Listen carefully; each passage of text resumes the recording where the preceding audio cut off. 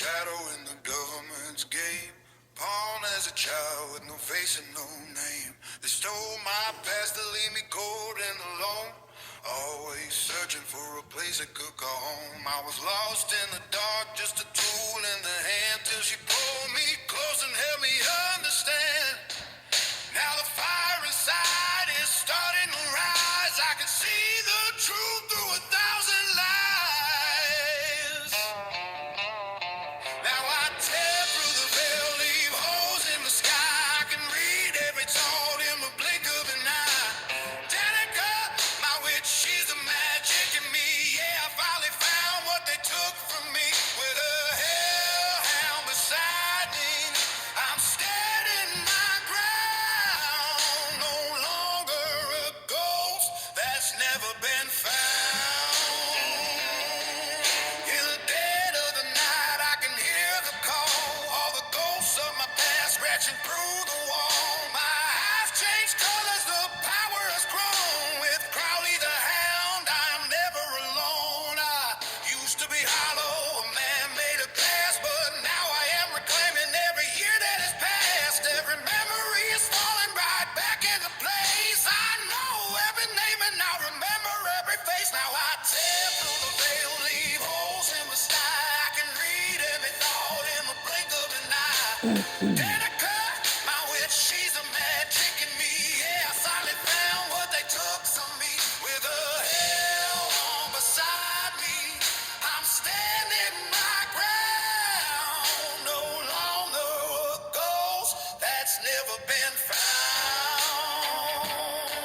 I ain't running no more, yeah, I'm ready to fight. Gonna settle that debt in the depth of the night. They tried to break me, they tried to erase, but they can't hide the blood from the scars on my face. The veil is thin and the engine is hot. I'm taking back everything that they thought I forgot. Now I tear through the veil, leave holes in the sky. I can read every thought in the blink of an eye. Danica, my witch, she's the magic in me. Yeah, I finally found what they took from me.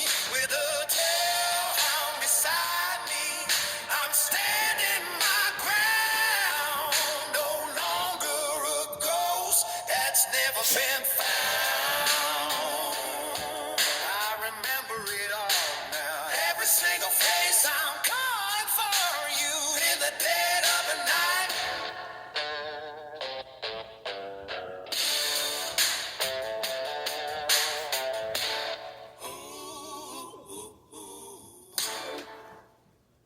Hello, everybody. It's me, Henry. For those of you that are new, welcome. For those of you that are subscribers, thank you for being here. I'm going to tell a few more true ghost stories. So, the first one takes in place where little village where I used to live. And there was this group of girls that they were in like middle school and I was still in grade school. Well, these four girls in September went around all over the neighborhoods and talked to all the parents. In a little cluster of houses where we lived, which was just outside of the village, they come through to each house and found out how many kids lived there, and it wasn't nothing nefarious. There was a reason for it, which we'll get to. Do y'all remember Charlie Brown Halloween special called The Great Pumpkin? Okay. For you that don't know what I'm talking about, maybe too young to remember that, the Peanuts gang, Charlie Brown, had a little black and white dog called Snoopy. Snoopy's friend was Woodstock. Well, anyway, these girls went around the neighborhood with a notepad, and they'd write down the address, how many kids lived there. And each parent, they told them, said, hey, on the night, a couple nights before Halloween, we got this little gig that we do where the townspeople had donated so much money, and we get a bunch of candy, and we put it in a little bitty Halloween sack, and it has a little tag thing attached to it. And it's different types of candies, And we just put on there, Happy Halloween from the Great Pumpkin. And it was a tradition they started. Well, come that Halloween, a couple nights before, they'd already told all the parents around. So, if you hear somebody step up on your step, don't shoot. We're just going to hang it on the doorknob, the little bag. And then we'll just go to the next house. That way it didn't scare somebody to death. So anyway, come that night, and these 4 girls, one of them had a brother that was like 17, 18-year-old, and he would drive them around all these houses. And if there was a cluster of houses there, he'd park and just have the parking lights on, and they'd just walk from house to house, hanging these little candy sacks. Well, every little kid, including myself, wake up, and of course the parents play along, Be like, hey, check and see if there's a newspaper outside the door. Because back in those days, you had a newspaper boy. He'd ride his bike, him or her, it could have been either, ride their bike, and they'd leave a newspaper. So, that morning, I was like, well, that's strange. They never had me go get the newspaper before. What the hell? But I did as I told. Opened the door, and I looked down the step. I don't see no newspaper. So I opened the little newspaper box up. There wasn't no newspaper in there. I hadn't noticed on the door handle yet, on the outside.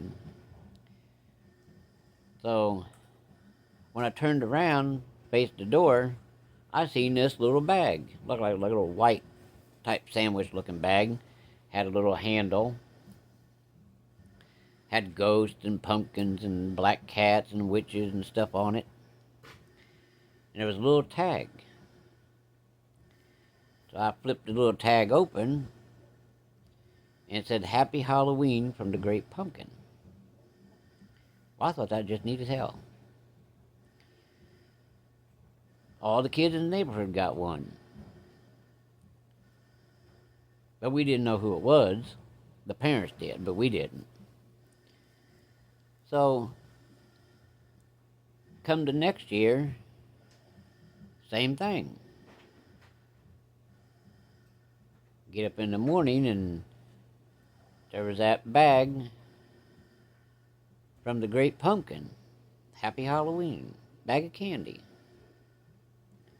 Well, this went on for years. Well,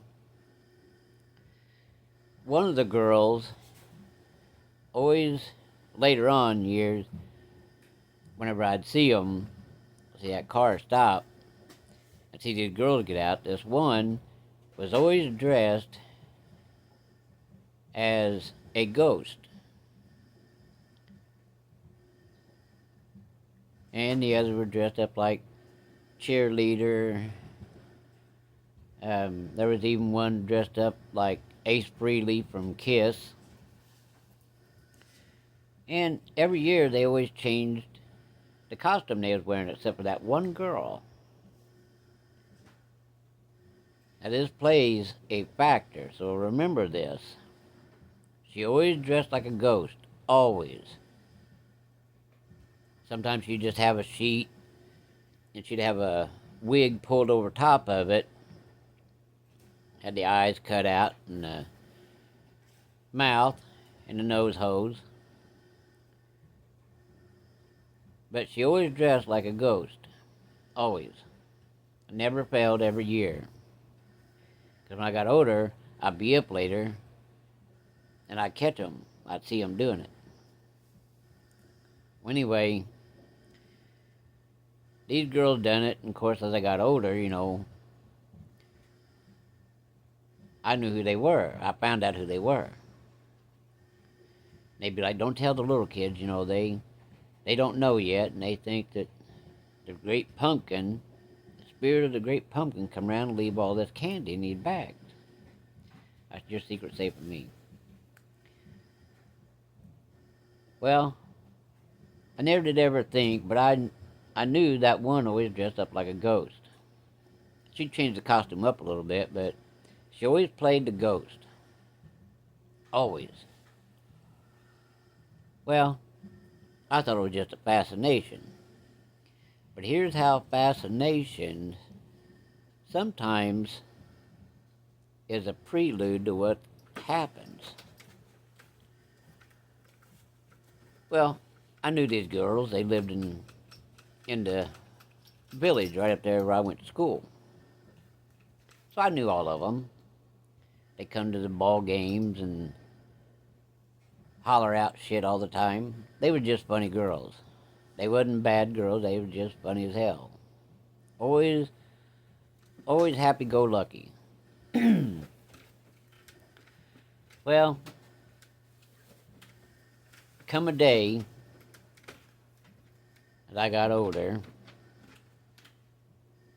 I was coon hunting with a buddy of mine that lived on the other side of the highway. Lived way back in the boonies. Well, me and him got to talking. And he goes, why don't we lead the dogs, keep them on lead until we get down there to the Magoopin Bottoms. And we'll go just across the bridge, turn them loose. Now, that name probably sounds familiar to you, because on the other side is where we damn near froze to death one night and had to open up that portal in a tree to keep us from freezing to death and the dogs. So it was in that same Bottoms. But we wasn't taking no chances. Instead of staying on the side that was closest to us, we went across the bridge. Well, we turned the dogs loose, hoping they would stay on the other side of the creek. While we sit up there, I smoke a cigarette, and him over there chewing and smacking his lips on bubble gum, blowing them damn bubbles, sometimes bigger than his head. We was sitting there, bullshitting, and I said, hey, back down there along the creek, who lives in that trailer back there? I said, I never noticed it before. I said, but I can see lights back there. He said, there's a girl that lives back there. He said the last name, and I mentioned the first name. He goes, yeah. I said, well, now, since you're older, I can tell you, because he was a lot younger than me. I said, she was one of the girls, one of the four, that pretended to be the great pumpkin and leave the bag of candy on everybody's doors. He goes, yeah, I remember that. He said, but I never knew who it was. I said, yeah, that was one of them. What, her and her husband lived back there or what? He goes, no, she lived back there by herself. I said, well, okay. I said, I guess we'll go, instead of going upstream, we'll go downstream and go way back up there and by the Keeper farm. Well, we sitting there shooting the shit, not really talking about anything in particular, just a little bit of everything. Well, kept seeing this light back there. And it wasn't a flashlight, because a flashlight, has a beam when you see it way out there, This didn't have no beam, it was just a round light. Well, we keep an eye on it, and we're going to be walking away from it. It's upstream, and we're going downstream. So, we down there where them dogs had tracked. So, we decided that we'd just stand around there for a few minutes and watch this light. So, this light, kind of a yellowish orange color, and it's doing weird looking shit, it's zigging and zagging and up and down, and it's weird looking, but we wasn't sure what the hell it really was. We thought maybe somebody had a flashlight out there, farting around, trying to maybe spook us. So, the dogs opened up, so we started walking toward them. Well, up there not far behind the old Keeper house, there was an old barn, had a big giant silo. Well, that's where we ended up. Well, I didn't think anybody lived in that house. But all of a sudden the back porch light come on, like, uh-oh. So, of course, I done the common decent thing, I said, hey, it's just me and my friend out here. I said, our dog's out here treed.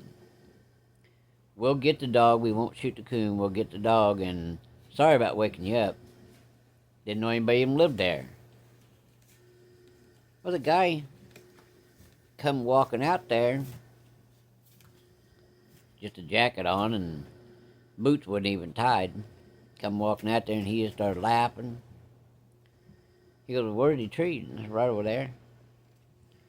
He goes, did you see the coon? I said, well, I didn't really shine yet. I said, seen your light come on. I didn't want to get shot. He just kind of laughed and he said, that's no worries. He said, if you want to, he said, go ahead and get the coon. And he said, I wasn't asleep yet.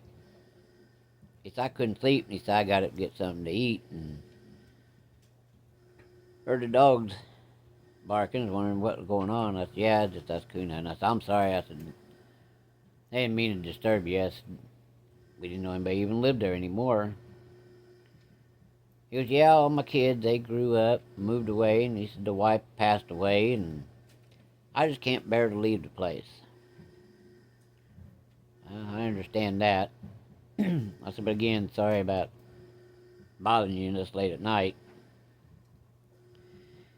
He goes, I gotta ask you boys one question. What is it, sir? He said, did you guys come from up there at the Macoupin Bridge?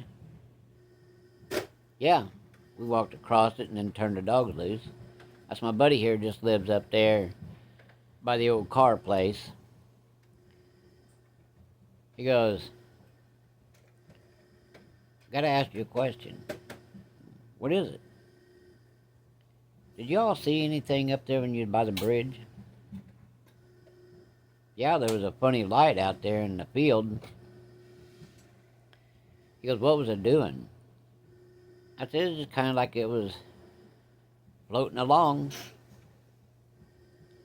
Sometimes it'd go up and it'd come down and just kind of meandering out there. I seen a dog when they're tracking, how sometimes, they'll veer off and go one way and back the other way and like zigzagging pattern. It's kind of like that. He goes, you boys, not trying to scare you. But he said, don't never go down creek. Go up, don't go over there. Why? What is it? He says, just a light that you don't want to mess with. What's a light we wouldn't want to mess with? As if we're going to mess with something. He goes, there's just been some weird things that goes on back there on that side of the bridge. And he said, for God's sakes, he said, just no matter if you see that light or not, don't go toward it. He said, could get hurt. Was it somebody or what? No, it's just a light, a phantom light. Stay away from it. So, after we got done talking, we grabbed the dogs and said goodnight to him, and we headed back toward the bridge. Thought, well, we go back across the bridge and go the other direction, up the creek. Not on the side we seen the light, but on the other side of the creek. So, again, we turned the dogs loose and they headed upward. So we sat around there, and sure enough, there was that light across the creek back there in that field, that big old cornfield.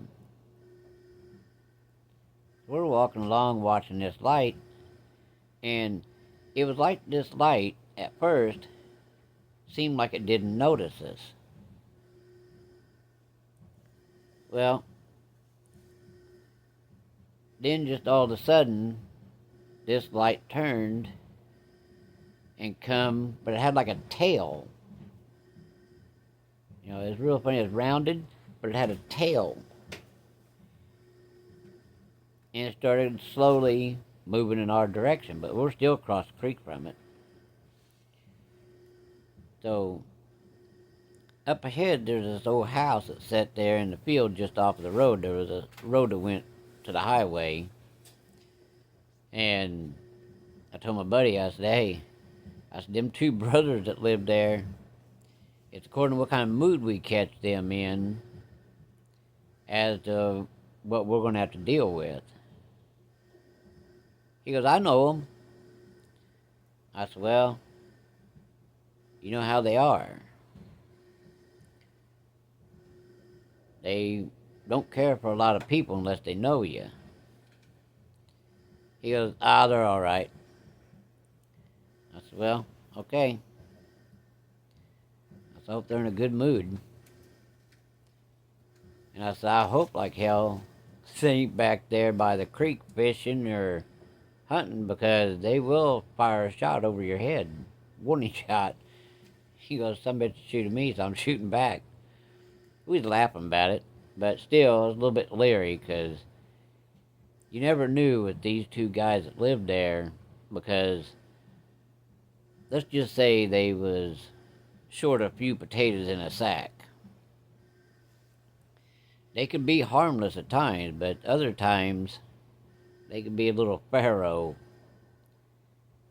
So we didn't walk up toward the house. We went between their house and the creek through the field. Well, back there, the village has a water station.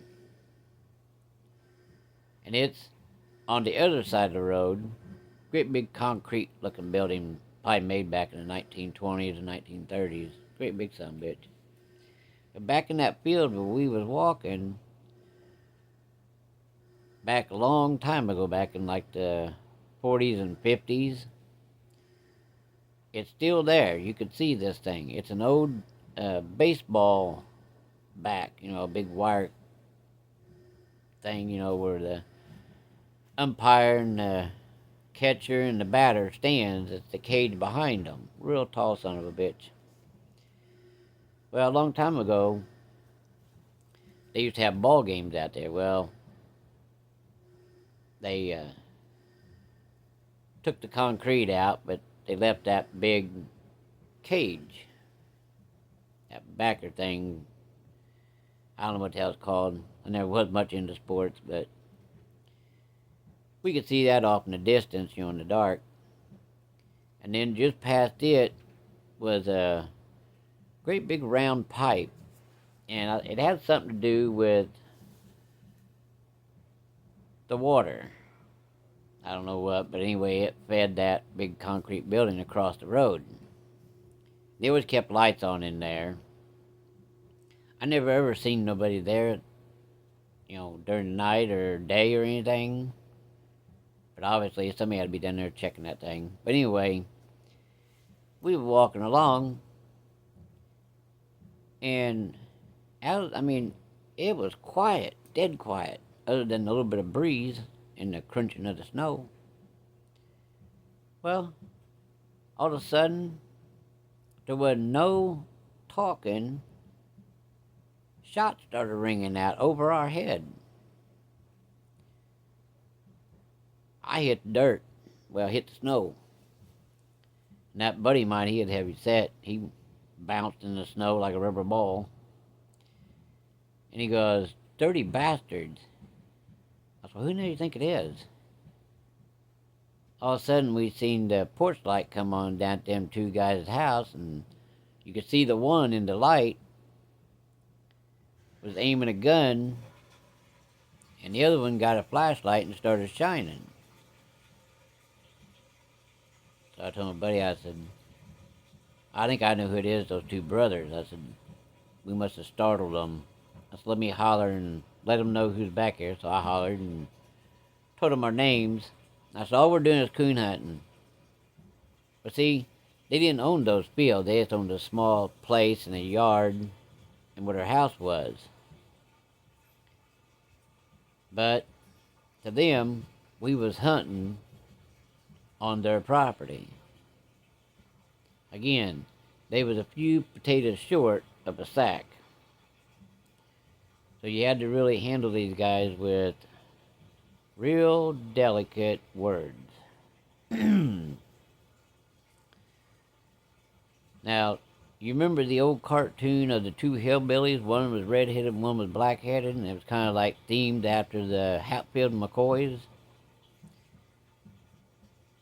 That was these two brothers. One was red-headed and one was dark-headed. And while I'm sitting there and they're walking toward us, trying to check us out and watch with a flashlight and talk, that image of that cartoon popped into my head and I started laughing. I couldn't help it, I just started laughing. Well, these two brothers come up there and was like, "Y'all are hunting?" "Yeah, just coon hunting. Didn't mean to startle you. We didn't know if you guys were up or not, so we just cut between your house and the creek, stayed out in the field, trying to be quiet, and we didn't mean no harm or nothing. We just cutting through. Mind if we hunt with you?" "Sure." What the hell was I going to say? Didn't want to make them mad. Really didn't feel like a fight. So, what the hell? Well, them dogs kept a-going, and they'd hit a coon track, and they was chasing that son of a bitch. They was tracking him. Now, when you get up past the water department deal back there, it's some kind of a station they had. You get past it, I don't know what those people's name was at that next house, but the next house after that, I won't use the guy's last name, I'll use the first name. His name was Neely, that's what we called him. He was quite a few years older than us. He owned all the bottom ground down to there.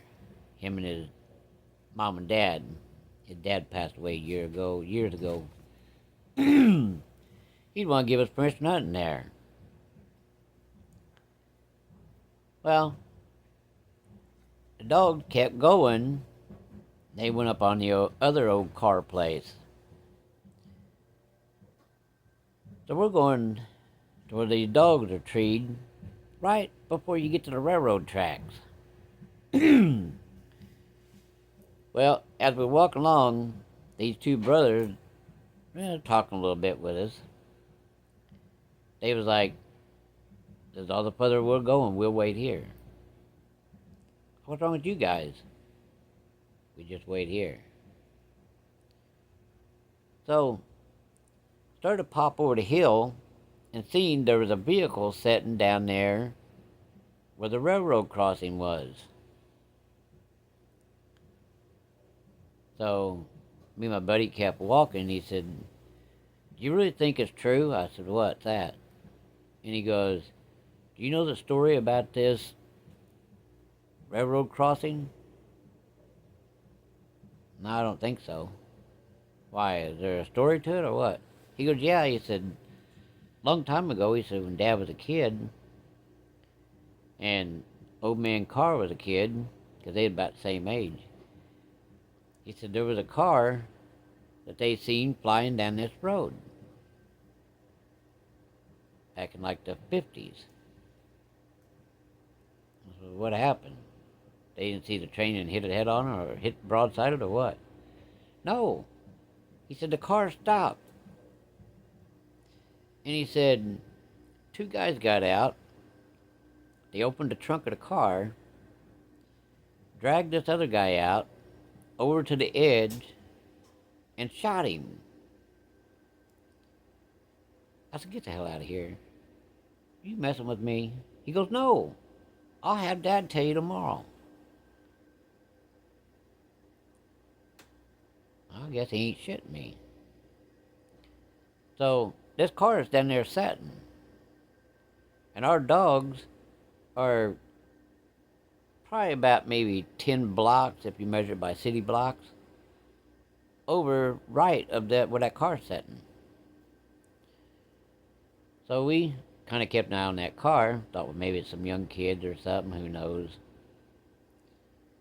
Maybe they lost. So we go to the tree where our dog's at.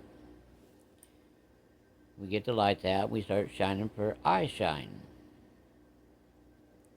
Now, these two brothers, they wasn't coming up there. They stayed back there in the field. They was like, "Screw this." Well, they must have knew the story, but they wasn't going to say nothing. That's why they stayed back there.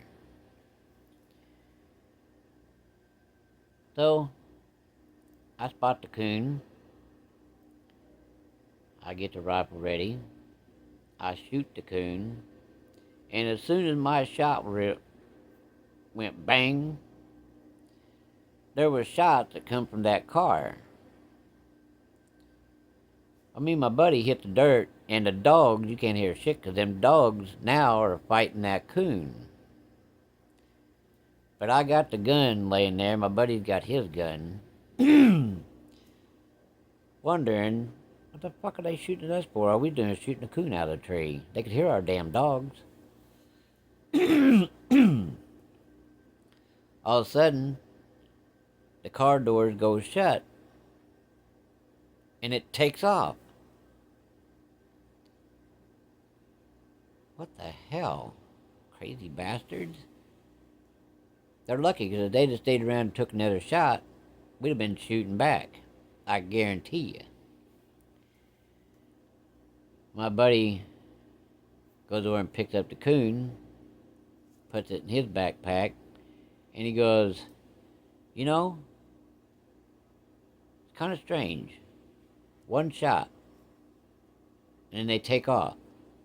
I said, "Yeah, they're advised not to come back here."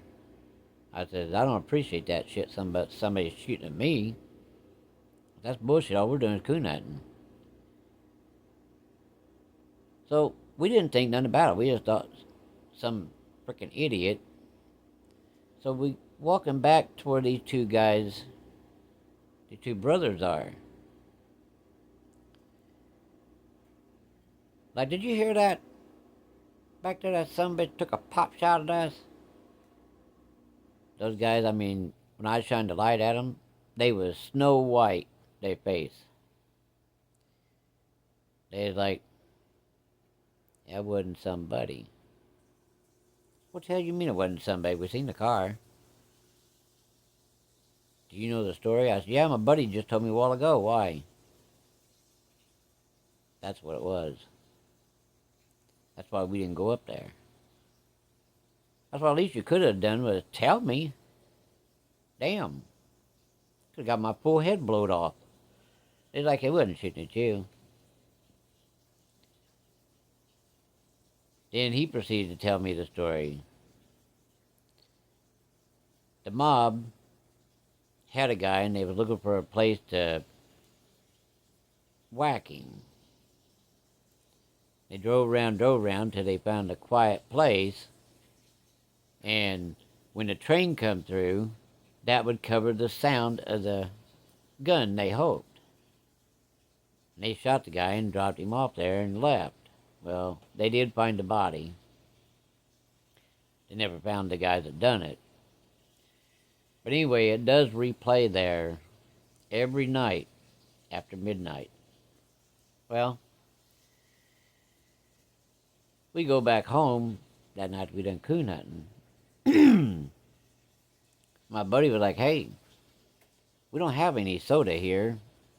Mom's supposed to go tomorrow to get groceries." Okay. He goes, "Why don't we run to the old laundromat?" Cool. We always had change. So we went to the laundromat and got 12 sodas. While we was there, this girl, one of them, was the girl that dressed up like a ghost all the time. And she was there doing laundry. So, walked over and spoke to her. She goes, "So you guys got the dog box in the back truck?" "Yeah, we've been coon hunting." "You been coon hunting down in the bottom by my house?" Around. She said, "When you're down there coon hunting, you ever see a light?" She said, "I see that damn light all the time out there in my yard, and then it goes out in the cornfield." "Yeah, we seen it earlier. We was told to stay the hell away from it. Old man Keeper told us that could get hurt." She goes, "At late at night," she said, "I wake up hearing something banging around on the vehicle and banging on the side of the house." And she said, "I grabbed the shotgun and come outside, and that round ball, that glowing light thing, takes off out in that field." She said, "A couple times I've even shot at it." Well, several years passes, and this girl that lived down there, I don't know if it was her brother or it was just a freak accident or what really happened. But the story goes, this girl saved up a bunch of money and she bought her one of these cars that looked like KITT, but it was red. KITT was the old TV series, Knight Rider. Well, she never had a brand new car before. She kept that thing spotless. All the time, wash, wax, clean the inside out, armor all the wheels. Took good care of it. Well, there was a little, like a shed thing. It was a pump house. And then there was a 110 wire that run under the driveway over to this pole. And there was a plug-in there. And that's what she plugged the power washer into. It was electric. Well, supposedly, nobody knows for a fact, but supposedly they assumed, because she always washed her car out there, that she was washing her car, and somehow, some way, there had been a crack in that wire or something, and the water seeped through, and when she stepped there, it electrocuted her. But you know how these busybodies, these old geese talk and squawk? The other part of that rumor is that her brother went and asked her for some money, and she said no, because he'd probably use it for drugs. And he's the one, they said, cut a hole in the wire, causing her to get killed, and then Because he knew when she'd be out there washing that car. And then he went there and took money and left. Left her laying there dead. Now, whether that part of it's true or not, I don't know. But the one thing I can say that's true, the year after that, me and my buddy was down there on the bridge fishing. And we seen a bright yellow light in the shape of a person. And they would come from that trailer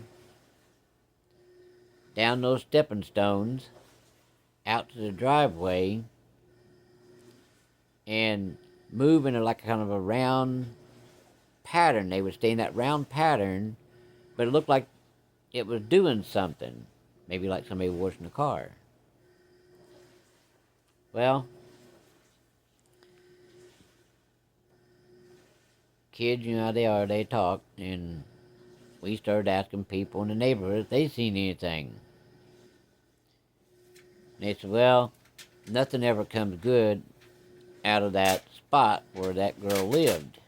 That's the way I know she used to talk about that light. I said, but this is different. It ain't a round ball. It's kind of shaped like a human. And everybody just kind of be quiet about it. Well, we'd done there fishing.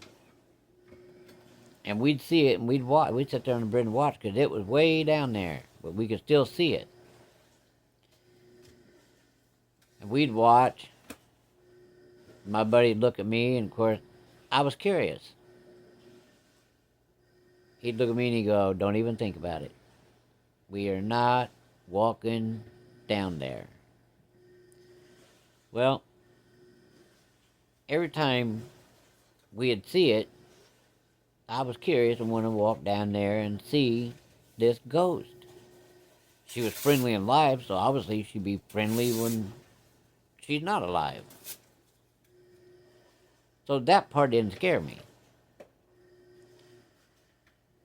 Well, years later, a guy bought that little piece of property that she had. Him and his fiancée built a small house there, and they moved in. Well, this guy, I'm not sure, I think he was some kind of like a handyman, something like that, but he liked to drink.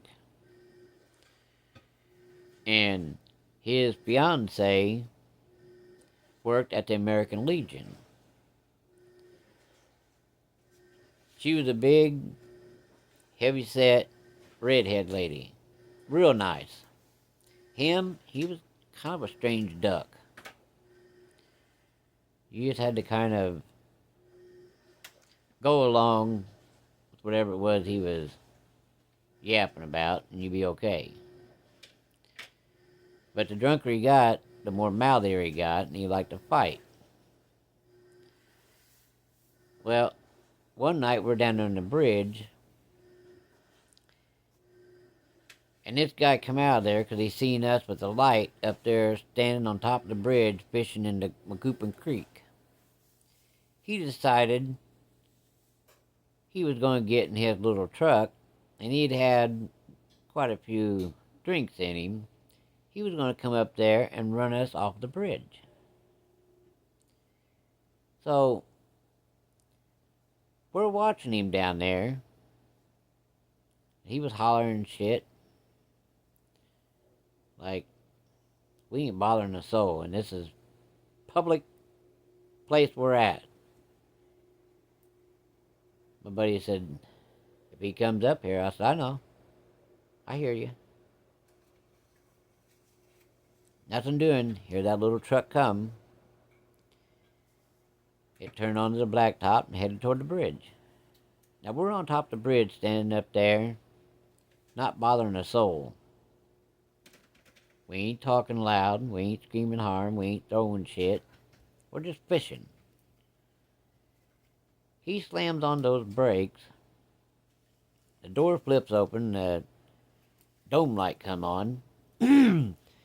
And he gets out of there, comes running around the front of that truck. Well, my buddy's pretty good sized lad.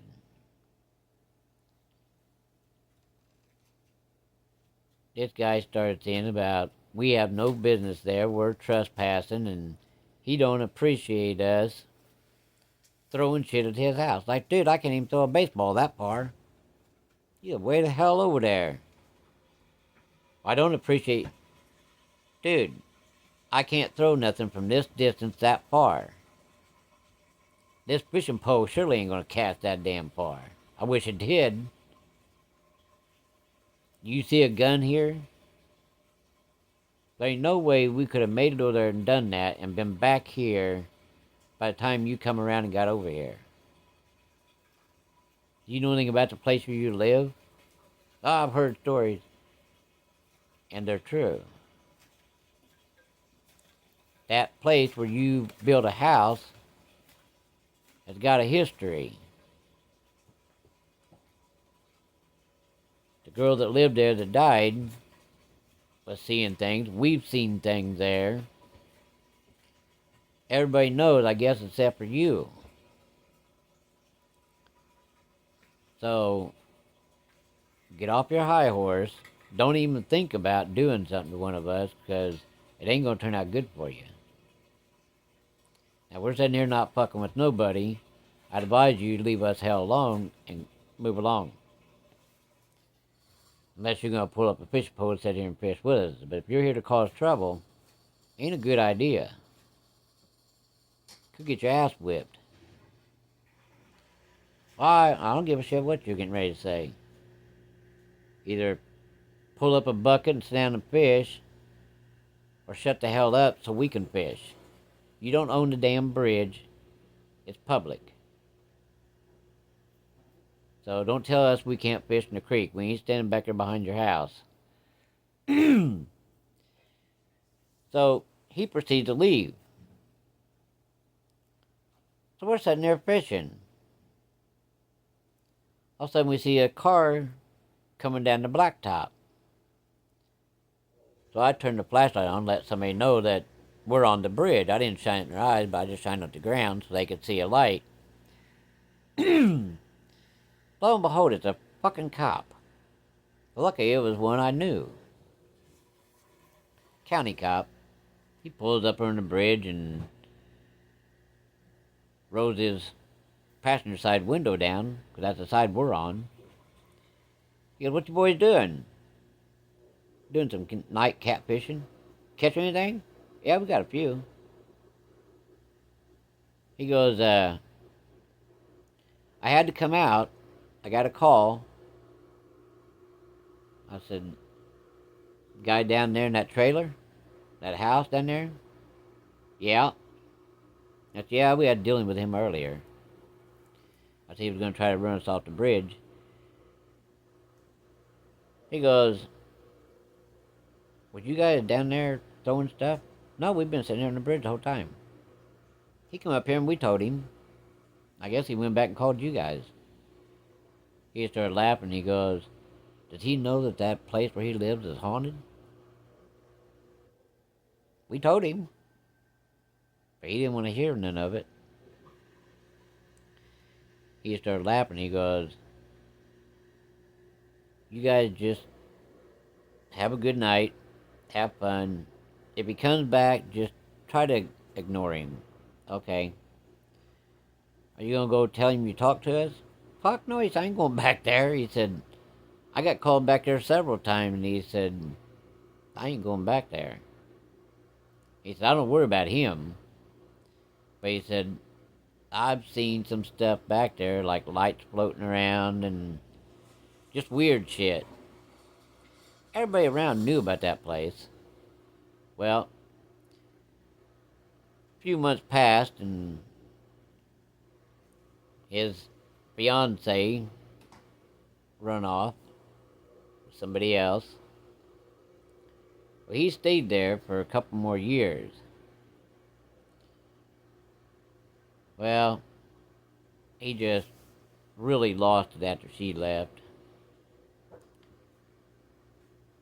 One day a guy showed up and offered him a pretty good chunk of money for that little place. He sold it to him.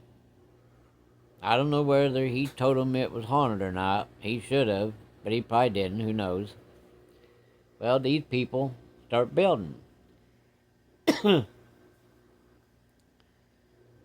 Well, again, me and my buddy was up there fishing one night, and we watched a vehicle come from back there, went up, come across, and come down the blacktop toward us, toward the bridge. I was like, uh-oh, here we go. Round two. Somebody else going to try to run us off the bridge. Good luck with that. Guy pulls up, him and his wife. They roll the windows down. And, y'all catching anything? Yeah, a few catfish.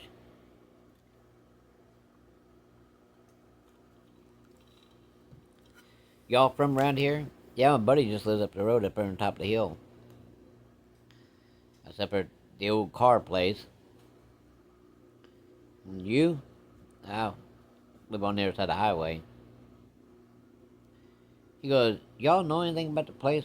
I live right back over there. Yeah, we watched you come out of there. You know anything about the place? I said, yeah, there was a girl that we knew out power washing her car and stepped on a crack in the 110 wire and killed her. I said, but before that, there was always lights and stuff, because we talked to that girl one night at the laundromat, and she was telling us about some of the weird shit happened back there, so I don't know what caused that, but he goes, well, I was just wondering, because he said, every night, there's always something new that happens. I said, well, like what? Well, he said, you know, I'm back there working, and he said, get up, and my tools will be moved from one place to the other. He goes, yeah, he said, the dogs won't stay outside at nighttime, they want to come in. Well, did that guy tell you bought it from? Did he tell you it was haunted? No, he didn't mention nothing about it, but I noticed he was in a hurry to get the hell out of here. That's why. I said, but let me tell you something. I don't know what else is haunting that place, but that girl could be. She loved Halloween. I said, if you tell her that knock the shit off, she's a pretty good girl. Just try to work out a deal, maybe. Maybe that'll stop some of it, but I said, anything else, there was stuff haunting that place when she lived there, so not really sure. Well, it switched hands several more times, and finally some people bought it, and they've had it for the past probably 10, 15, 20 years. But they still experience stuff, and that bottom is well known for paranormal activity, cryptids, UFO activity. There was even a jet back in it was a fighter jet from back in the early 70s, 71, 72, 73, something like that, that was on a flight and crashed in them big bottoms. Military was all out there and everything taped off, and it was a bitch. But for years they found pieces of that jet, just pieces of metal scattered here and there, and so there's been all kinds of stuff happened there. There was also a guy that died back in there working a field one night, and there was another guy his tractor started overheating, and for whatever reason, he went up there to check the radiator cap. I guess to loosen it, maybe let some pressure off of it. Well, that radiator cap blew, and that water, the steam and water come out of there, and the guy died from that back there in that field. And there was another guy that turned over a tractor, and there's been all kinds of accidents and stuff back there, so, you know, there's bound to be something going on. Hell, who knows, there might even been a few drowned and shit. Who knows? But in any case, you're ever traveling through those bottoms and you see something crazy out there in the field, like a light, maybe a UFO, maybe even a cryptid, just know that that big Macoupin Creek bottom is full of all kinds of crazy shit. You never know what you might see, so you may not want to stop and dilly-dally too long, because you never know what you might see going on, like a UFO, cryptid, or these ghost lights, orbs, maybe even a spirit, who knows. But in any case, it is a very mysterious and a unique place.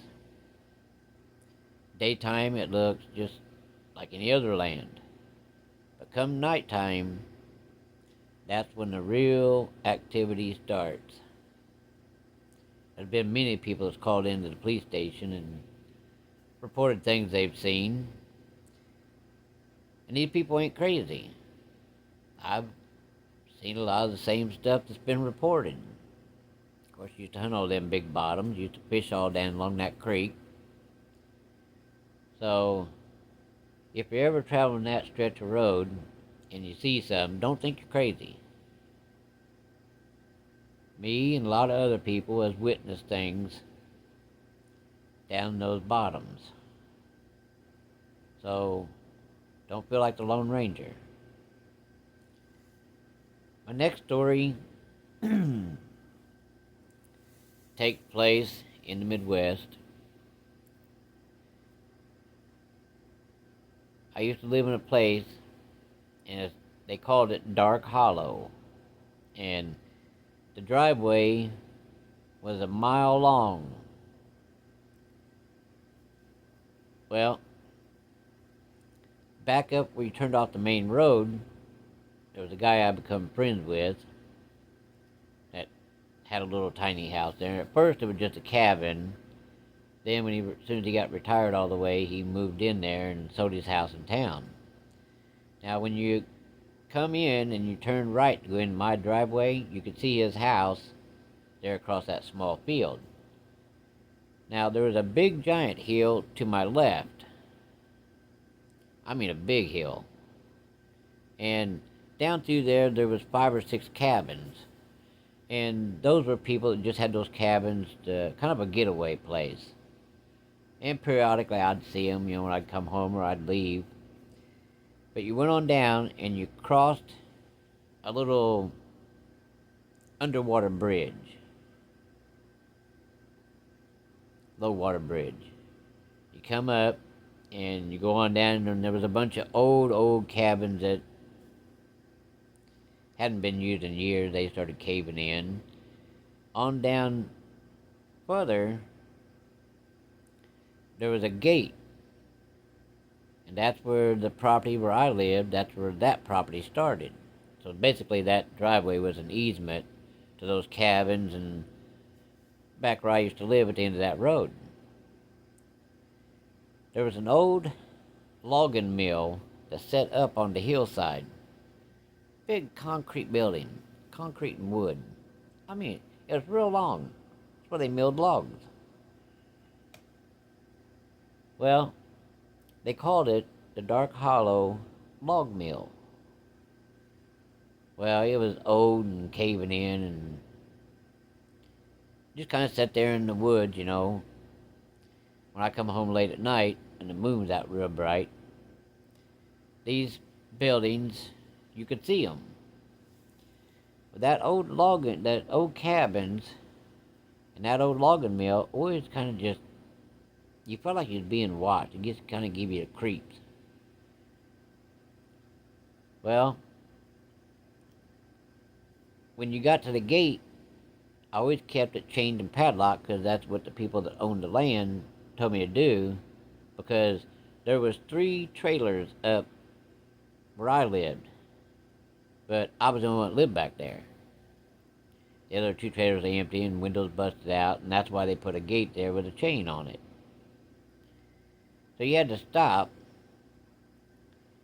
get out, unchain that gate, swing it open, pull the truck through, put the emergency brake on, parking brake, go back, grab that gate, pull it around, because it was on a pole, it come around, throw the chain around it, throw the padlock on it. Because if you didn't, I know, because I left it open a few times, and some goddamn kids come back there, thinking nobody lived back there, and I'd have to chase their ass out. It just gives you a creep, when you're out there. Because when the headlights are shining on it, you can see good, but when you pull the vehicle through there, and now you're behind the vehicle, there's not a whole lot of light other than them red parking lights, brake lights, tail lights, whatever you want to call them, plus your license plate light. So I'd always be watching that hill.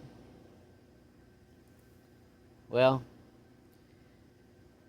I went on, you had to forge another little low water bridge, and then my house was there on the left. Them other two trailers was on up by the little shed where I kept my chickens and pigeons at. Them trailers just give me the creeps. Well, I'd lived there about 4 or 5 years. Well, one night, my buddy, I was getting ready to go home, and my buddy, I put in the gas station, he pulled in, and he goes, "What are you doing tonight?" "Going home." He goes, "Ain't too bad a night out, you just want to run the dogs?" "Sure." He said, "I'll be out there in about 2 hours." He said, "I gotta run home, change clothes, get the dog, grab my gun and ammunition." And he said, "I'll be over." He said, "I'm gonna get me something to eat." That's okay. So I go on out there, I make the turn, and I see the people is up there at the cabin right there on the hillside. So I seen their cars and the lights was on, so I went on down to the first low water crossing, and those were empty up there. They was decrepit looking, falling in. When I come to the gate, I could see that old sawmill. That just always give me a creep. Well, I kept seeing movement as I was coming up through there. And I kept watching, trying to watch the road, and got back to the gate, opened up the gate, and I could still see movement up there inside that old building. It was real long. So I swung the gate open and walked back to get in, pulled the truck through. I put the parking brake on, because I had a 5-speed pickup truck. So I went back to shut the gate, and I noticed something standing in front of one of those windows, where the window used to be. It's just a opening now, a big square opening. And I seen something raise up. What the hell is that? Ain't no cows or nothing up there. I'm looking, trying to strain my eyes, and I can make an outline of something, but nothing definitive. And all of a sudden, I guess it had its head turned away from me. I don't know what it was doing, but when it turned, I seen 2 amber-colored eyes. And I mean, they was like 12 to 14 inches apart. Whatever it is, it's fucking big. So I'm watching it, and it's watching me, and I could see every time it blinked. Then I noticed the eyes started moving.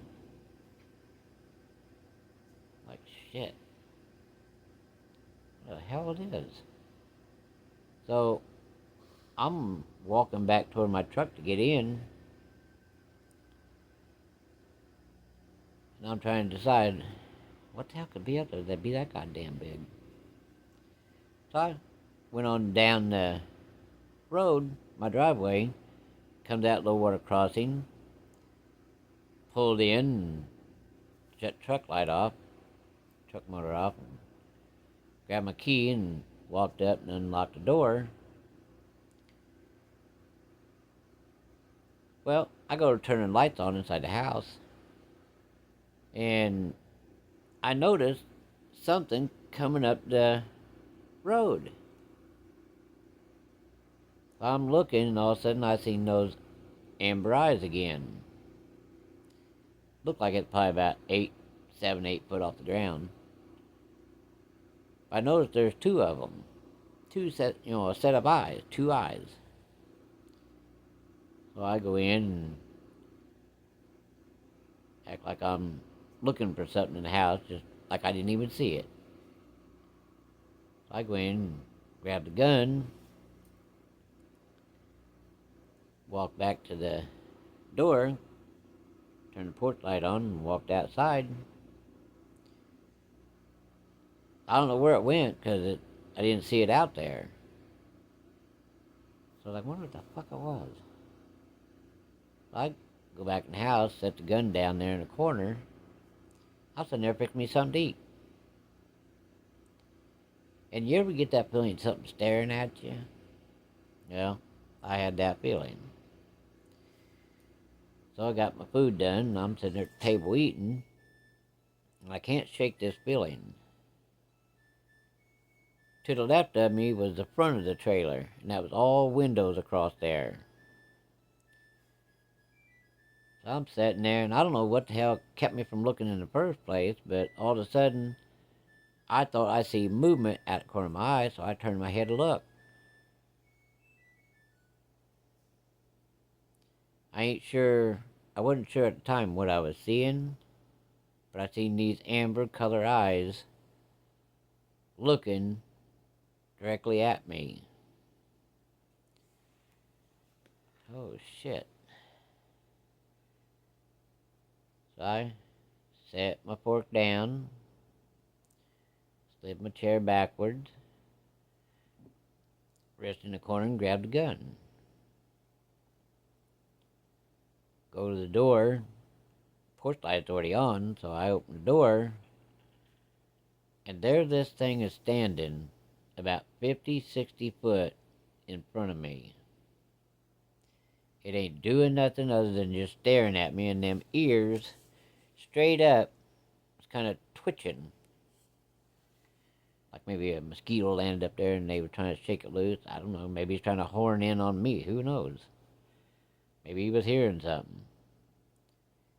Now I'm staring at this dog man, and he's staring back at me. And I'm thinking, well, my buddy's going to find me ripped apart, or what's going to be left of me. But I ain't aiming the gun at him. He's just staring me up and down,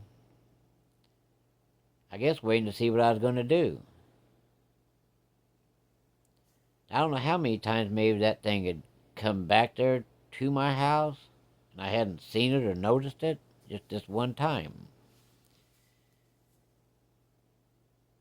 All of a sudden it looks over its shoulder, and it just starts walking out to the road and headed back toward the bridge, the little underwater bridge there, low water crossing. And all I'm doing is sitting there thinking, Jesus fucking Christ. I think my life flashed before my eyes. So I walked backwards all the way to the house. I didn't aim the gun at it. And it didn't do nothing. Maybe it's checking me out. Shit, I don't know.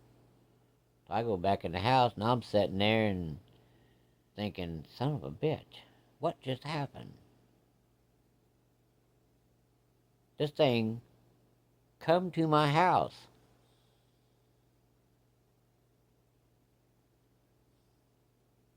So I'm kind of like in shock, a little bit.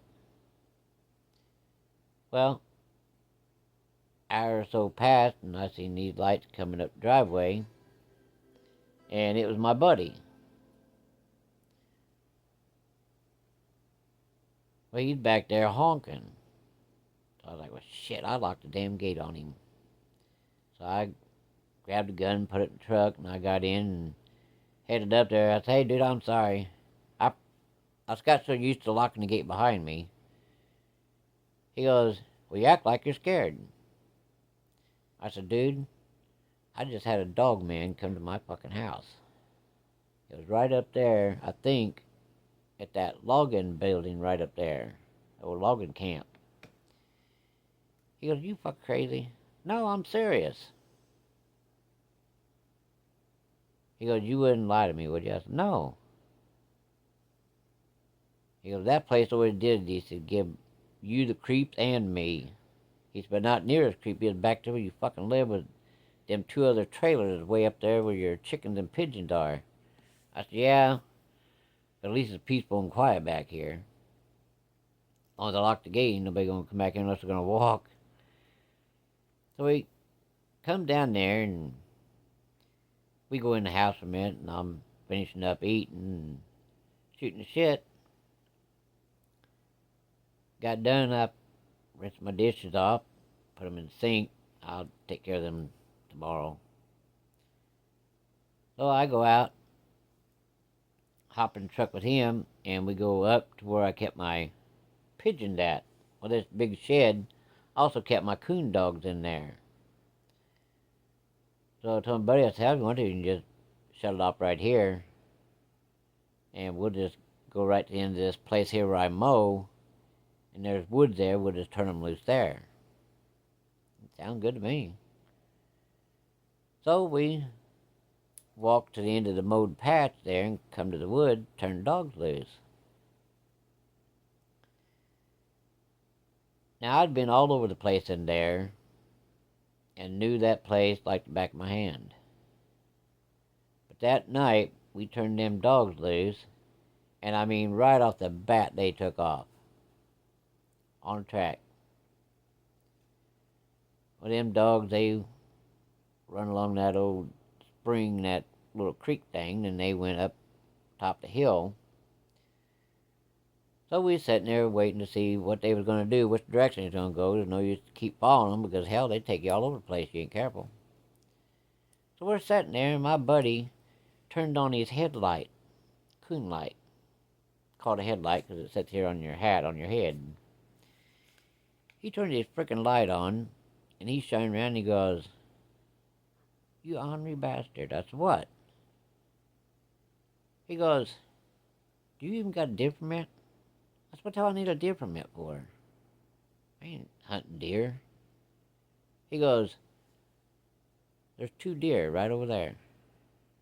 I said, "Don't think about shooting them." He goes, "No, they're already dead." What the hell are you talking about? So I look for whatever he's shining light. There's a great big huge boulder rock. And there's 2 deer laid across these rocks. I thought, fucking poachers. And luckily, I mean, it was kind of cold out. Probably in the 50s, 40s, somewhere around there. So, I lit me a cigarette. We walked up there, and sure enough, there's 2 deer laying there. These 2 deer were deader than a mackerel, but there wasn't no blood. We're looking around trying to find a bullet hole. Nothing. Their necks had been broke. So I told my buddy, I said, "Well, I think we just leave them there. Coyotes or something come along and eat them." I said, "Because I don't know, it ain't been really that cold. Don't know that I'd trust that." But we're still trying to figure out what the hell killed these 2 deer. Broke their damn necks. So by then, the dogs are treed, so we start going up the hill to go to where these dogs are. We find a young doe. It looked like somebody threw her underneath a fucking lawnmower. There was blood and pieces all over the place. Big giant blood spot. This thing was just ripped to pieces. Like, damn, the coyotes have been busy. So we step around that and walk on up the hill. 2 or 3 more dead deer up along the way. Like, the fuck? But no gunshot holes. So went up there and shot the coon out, grabbed the dogs, and gonna go back down to the bottom of the hill because get to the top of the hill, that went over on this other guy, and he was an asshole. He'd actually shoot at you or shoot your dogs. Then that would have started a war between me and him. So I just decided just not to even go there. We just grabbed the dogs and go the other way. So we're headed back down the hill where we see these dead deer on the way up. But when we come back, the blood spots were still around there, but every one of those deer was gone. Well, now my buddy, he's getting spooked. He's like, there ain't no way all them deer could have been picked up without us hearing it and taken out of there. I said, remember I told you earlier that there was a dog man that come up to my house? You reckon that could be what's doing it? He goes, I thought you was shitting me. I said, no, I wasn't kidding. I wouldn't kid about something like that. So we get done hunting. We go back to the house, and my buddy, after we hang out for a little bit, he gonna go home. So I told him, I said, well, do me a favor, so I don't have to go down there. Just open the gate, pull through it, and then padlock it. Because I wasn't thinking. I was getting tired. I wasn't thinking. So I seen him. He went down the low water bridge, crossed, and went a little ways, and there was a gate. So I'm watching through the window, and I see him open the gate, and I seen him pull through. Then I seen his brake light come on. Okay, he's gonna shut the gate behind him. Then all of a sudden, he didn't go to the gate.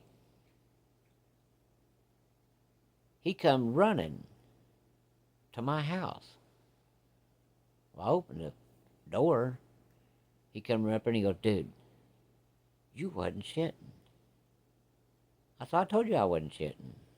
I said, why? What did you see?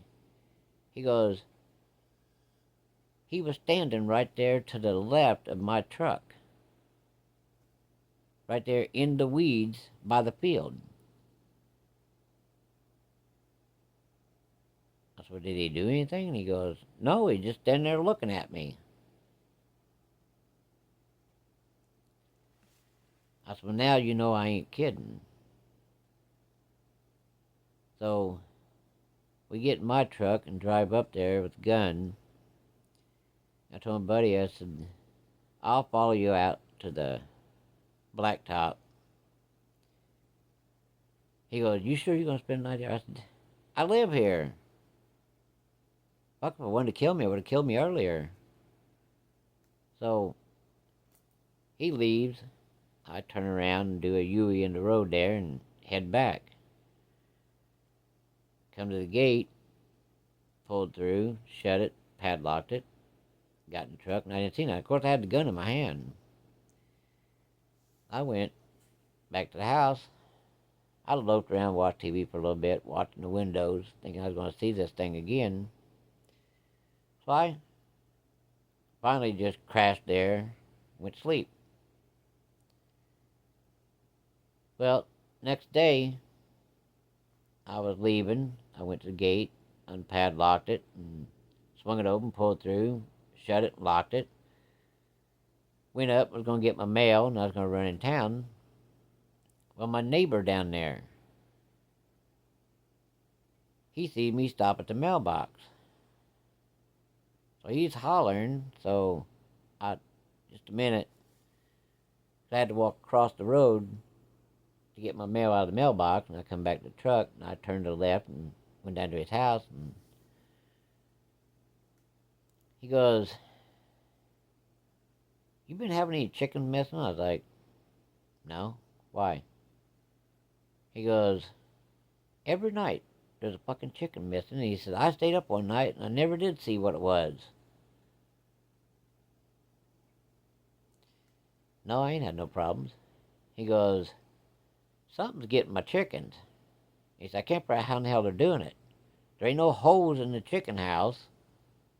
He said, "If I didn't know any better, I swear I'm down to some bitches opening the door, turn the lock, open the door, grab a chicken, shut the door, and latch it." And this guy was a good old man. He was an old man. But he was kind of no nonsense. So I was like, "I ain't missing no chicken." I said, "But last night we was coon hunting. But before that, when I come home, I seen something in that old logging building." He goes, "Me and my wife have seen some weird shit up there from the house." I said, "Yeah, that place always kind of give me the creeps." And I said, "Them trailers back past me give me the creeps too." But I said, "I figured just 'cause I live in Dark Hollow." He started laughing. He goes, "No, there's something going on." He said, "Whatever it is has to be open the latch, open the door, grab a chicken, shut the door, and then turn that latch."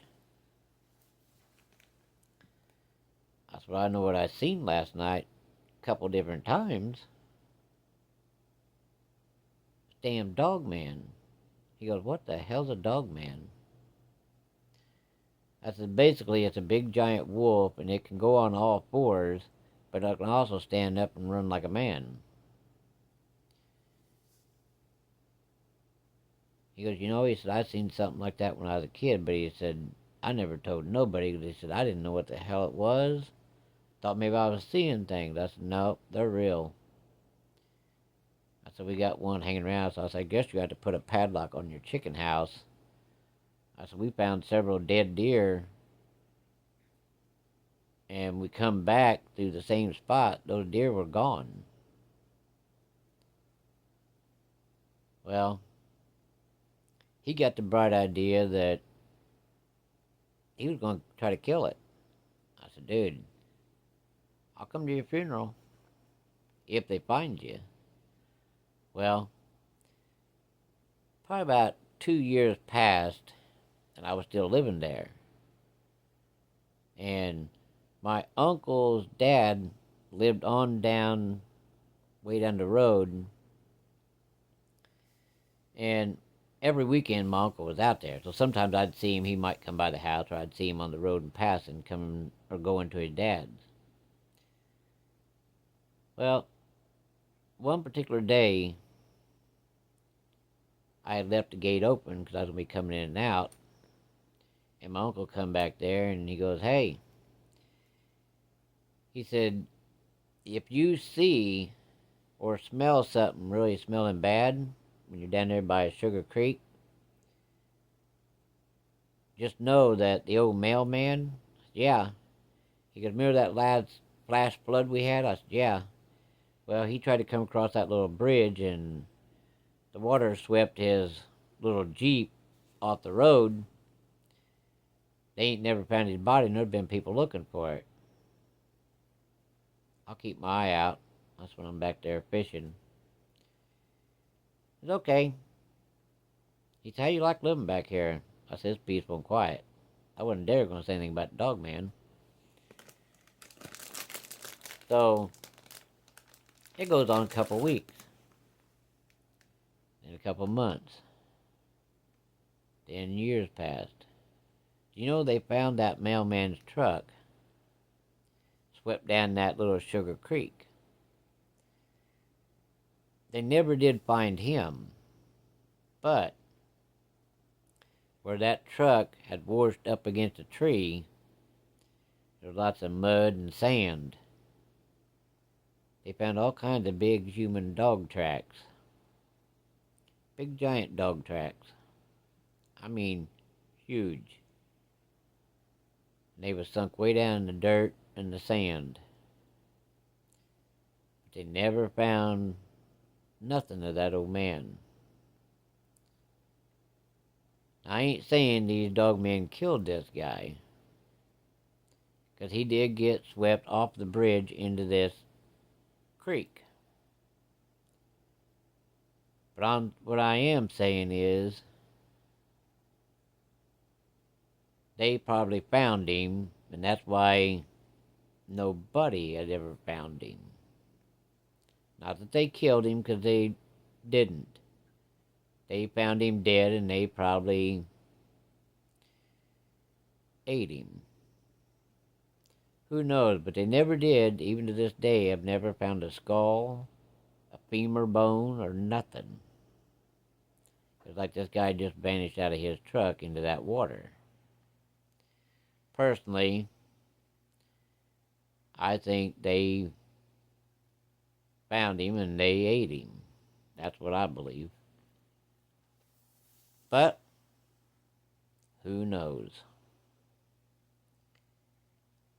But I do know this, on down the road there, you go across the bridge there, there's an old cabin up on top of that big hill.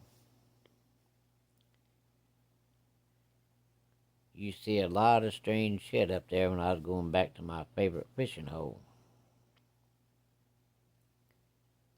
Late at night, you'd be down there fishing, and you'd hear all kinds of noise up on that big hill. Something big, something I didn't want no part of.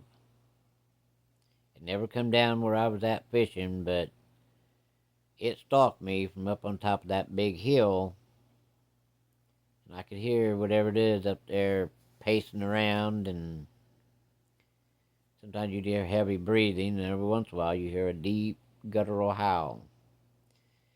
Those coyotes be running them bottoms at nighttime, 'cause I'd be down there catching catfish.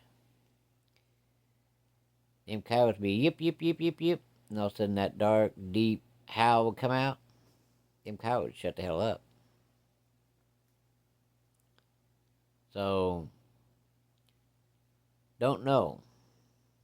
All I do know is these beings are real. They are out there. Just be careful when you're out hiking or hunting at nighttime, coon hunting. Just be aware they are out there. That's all I got to say about that. Don't shoot unless you have to. Don't aim a gun at one. Not even as fun. You do your challenging one, and they'll answer the challenge. Might be just out there checking you out. But if it charges, you have no choice. I'd say then shoot to kill.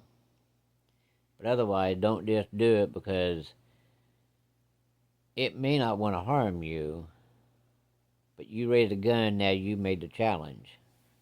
So, do what you will. But just know they do exist. Now, I got one more story. It's going to be kind of a short one. But this is true. All my stories I tell are true. When I was a kid growing up the road, neighbors lived up there. They just right up the road. They had 4 kids. They had 2 girls, 2 boys. Well, the youngest girl, second to the youngest girl, she got married and moved away. So now there were just 3 kids at home. 2 boys and a girl, and these 2 boys was a few years older than me. And the one was a great big son of a bitch. I mean, he was huge. Later on, he became a bouncer at Chicago, up some of them bars, up to nightclubs. He was really good to me, but he's a rough character. Well, when we was kids, when my parents were gone at work, his parents babysitted me. His mom did. So there was some nights when my mom had to work overnight, I had to go over there and spend the night. They had bunk beds in his room. Not bunk bed, but twin beds in this room. A bed against each wall, and then you walked up the center and climbed a bed. Well,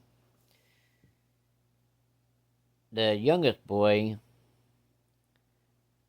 I kind of took up with him, but I liked his older brother better because he was nicer. Even though he was a great big motherfucker. Well, you know how older kids will tease the younger ones? All day they've been telling me, hey, man, you go to sleep. And if you hear this thing that goes clump, clump, clump, just pull the covers over your head. Our grandpa died here on this farm. And he had a wooden leg. And at nighttime, he'd slide his leg on, and he'd get up, raid the refrigerator, and he'd get up and go to the bathroom. In this house. Well, that was his mom's dad. That was her home place. I was like, y'all just fucking with me. Tease the little kid, that's what you're doing. No. Get the hell out of here. So later on in the afternoon, the oldest boy, like, come here and look, come here. So, went into his mom and dad's bedroom. He opened up the closet door, and he's in there fishing around, and all of a sudden he come out with this fucking wooden leg. A wooden prosthetic leg. Holy shit, he ain't lying. He goes, this was Grandpa's. He said, but don't tell Mom and Dad we told you. Dad beat our ass. Now, you remember what we told you. Middle of the night, you gotta get up, go to the bathroom. They didn't have an inside John. You had to go outside and use the outside pooper. Wake one of us up, and we'll go out there with you and make sure Grandpa don't chase you.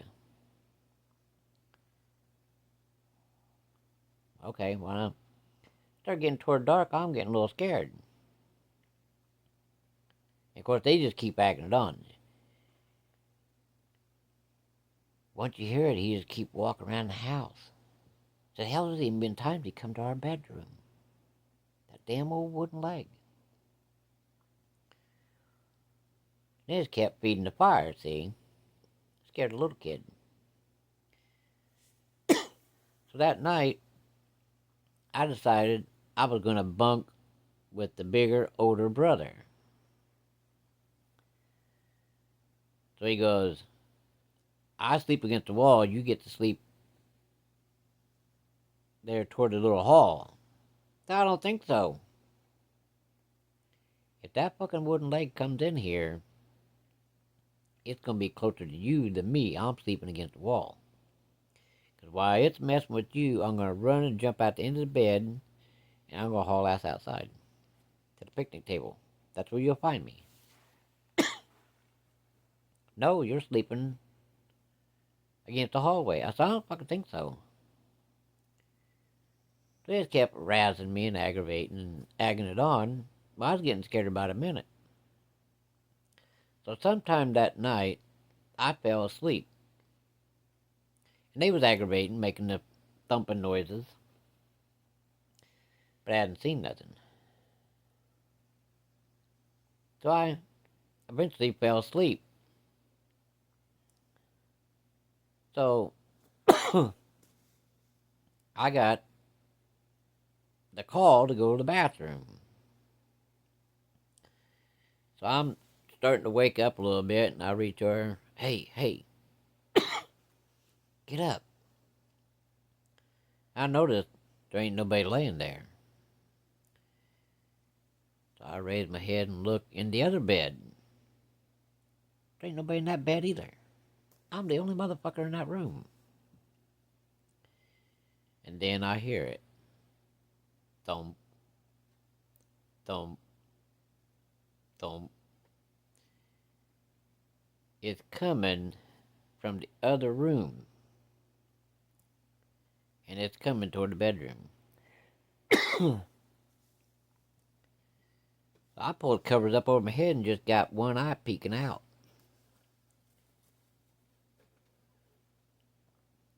It's from the moonlight coming through the window there in the living room. I see something. Looked like it was about 2.5, 3 foot high. Well, they had a wood stove there, and then they had another wood stove in the other hallway that went back toward the girls' room. And I thought, it's probably my babysitter getting up, checking the wood stove.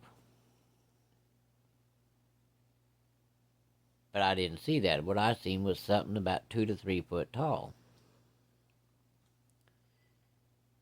It stopped, then all of a sudden, clump, clump. It's moving, coming into the bedroom. I'm in there by myself.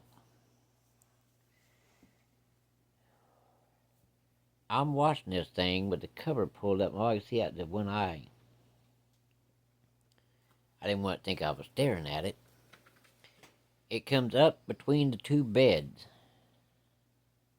I'm watching this thing and my eyes are as big as a saucer. And I look and I see that thing turn toward the bed where I'm laying. Now I'm backed up against the wall. There ain't no place for me to go.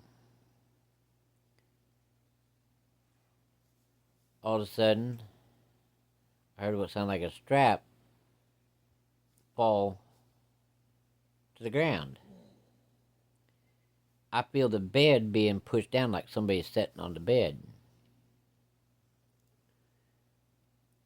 All of a sudden, it sounded like something dropped.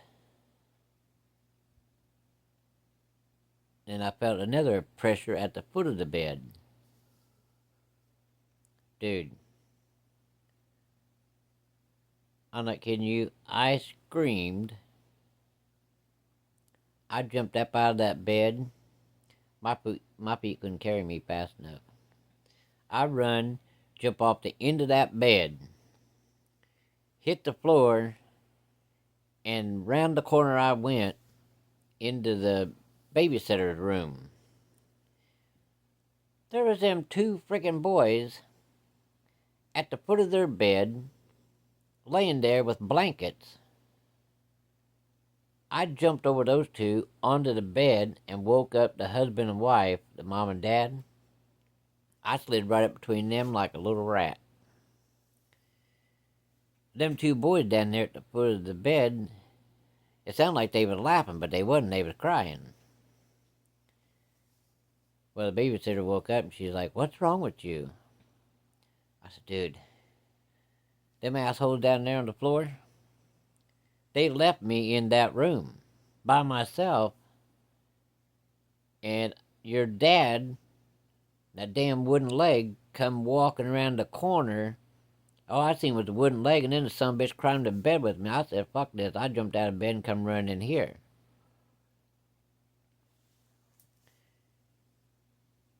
They got up, turned the light on. Sure enough, there was their 2 boys laying there bawling. They heard it and ran, left me in there. So they went into the room where we were staying, turned the light on. There was that prosthetic leg, that wooden leg, laying there beside the bed.